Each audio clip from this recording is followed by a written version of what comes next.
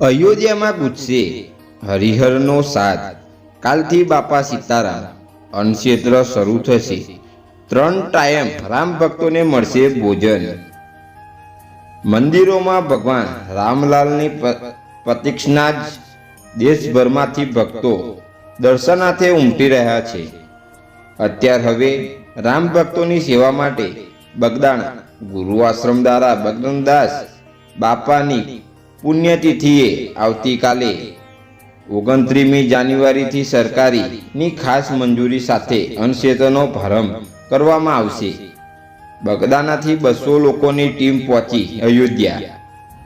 બગદાના ગુરુ આશ્રમ સંચાલિત બાપા સીતારામ અન્નક્ષેત્રના રસોયા સહકારકો અને વ્યવસાય સેવકો મળીને કુલ 200 લોકોની ટીમ અયોધ્યા પહોંચી છે।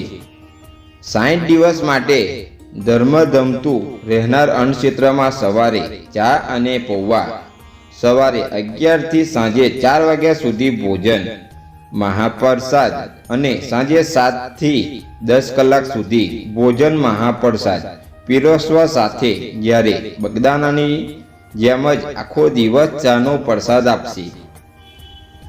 અયોધ્યામાં એક નવા વિકસાયેલો વિસ્તાર જેની નવી અયોધ્યા કહેવામાં આવે છે, ત્યારે હાઈવે પર વિશાળ જગ્યામાં બાપા સીતારામ અન્નક્ષેત્ર તૈયાર કરાયું છે। ઉત્તર પ્રદેશ સરકાર દ્વારા તેમની ખાસ મંજૂરી અપાઈ છે।